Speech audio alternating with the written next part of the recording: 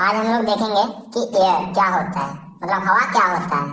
तो हवा जो है, जो वायुमंडल में पाया जाने वाला हवा होता है, एटमॉस्फेरिक एयर, वही हवा होता है। तो जो हम लोग जानेंगे कि एटमॉस्फेरिक एयर होता क्या है, व्हाट इज एटमॉस्फेरिक एयर। तो it is air we breathe, मतलब यह वो एयर होता है, मतलब वो हवा होता है जहाँ हम लोग सांस लेते हैं।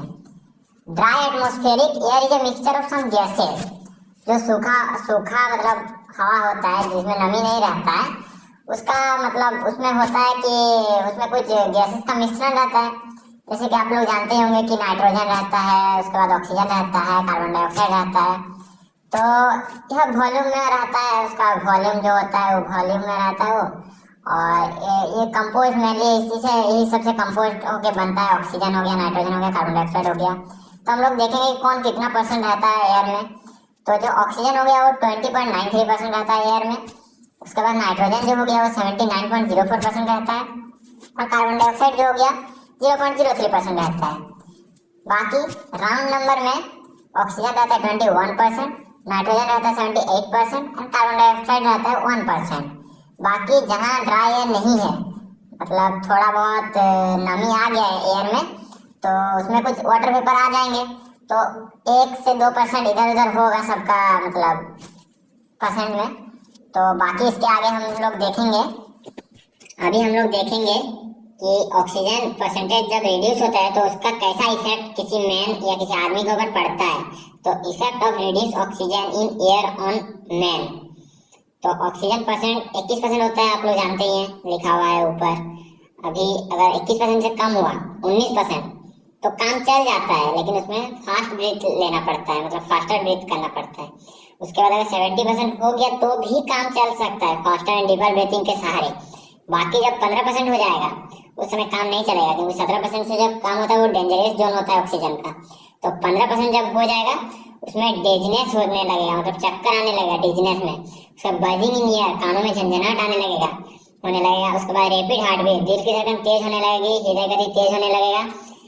उसके बाद जब 13% हो जाएगा, 13% में सफोकेशन, मतलब दम घुटना शुरू हो जाएगा, सांस लेने में कठिनाई आ जाएगी। अनकॉन्शियसनेस हो जाएगा, मतलब बेहोशी या चेतनाहीनता आ जाएगा या हो जाएगा। इफ स्टे इन प्रोलोंगेड, मतलब प्रोलोंगेड मतलब होता है कि लंबे समय तक रहने से। तो अनकॉन्शियसनेस हो जाएगा, चेतनाहीनता, अगर आप ज्यादा लंबे समय तक रहते हैं 13% ऑक्सीजन में। उसका 9% में फैंटिंग, मतलब बेहोश होना, बेहोश होना, unconsciousness in hour, in an hour. अगर आप कुछ घंटे रहे 9% ऑक्सीजन में तो आप कुछ ही घंटे में अनकॉन्शियस हो जाएंगे और फैंटिंग मतलब बेहोश हो जाएंगे। उसके बाद हैवी पैनिटिंग, पैंटिंग, हैवी पैनिटिंग नहीं, हैवी पैंटिंग मतलब होता है कि हाँपना। पैंटिंग मतलब हाँपना होता है, तो हैवी पैंटिंग मतलब होता है तेजी से हाँपना या सांस लेना। तो 7% में ये वाला होगा। उसके बाद फेस टर्न्स ब्लू, 7% में आपका चेहरा नीला पड़ने लगेगा।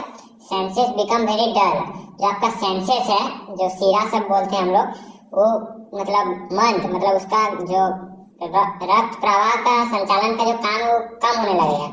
और 2% जब हो जाएगा ऑक्सीजन तो इमीडिएट अनकॉन्शियसनेस, मतलब एकदम तुरंत ही अनकॉन्शियस हो जाएगा। और डेथ बिना वार्निंग का हो जाएगा, डेथ विदाउट वार्निंग। अभी हम लोग देखेंगे कि ऊपर जो डेफिनेशन में वर्ड सब यूज हुआ है उसका मीनिंग हिंदी में क्या होता है। तो some words use in above definition ये सब है, जैसे कि एटमॉस्फेरिक हो गया, एटमॉस्फेरिक मतलब वायुमंडलीय। उसके बाद हो गया कंपोज, मतलब संयोजित या फिर एकत्रित, जो मतलब मिश्रण करके, मतलब 2-3 चीज मिक्स होके जो बनता है उसको बोलते हैं। डिजीनेस मतलब चक्कर आना या सिर घूमना, एक डिजीज है, मतलब एक टाइप का क्या बोलते हैं, रोग है। उसका बजिंग इन ईयर्स, कानों में झंझनाहट आ जाना। रैपिड हार्ट बीट मतलब दिल की धड़कन तेज या हृदय गति में तेज होना। उसके बाद है सफोकेशन, मतलब दम घुटना या सांस लेने में कठिनाई होना। उसके बाद अनकॉन्शियसनेस मतलब बेहोशी या चेतनाहीनता। उसके बाद प्रोलोगेंड मतलब लंबे समय तक, प्रोलॉन्ग्ड मतलब लंबे समय तक चलने वाला जो होता है उसको बोलते हैं प्रोलॉन्ग्ड।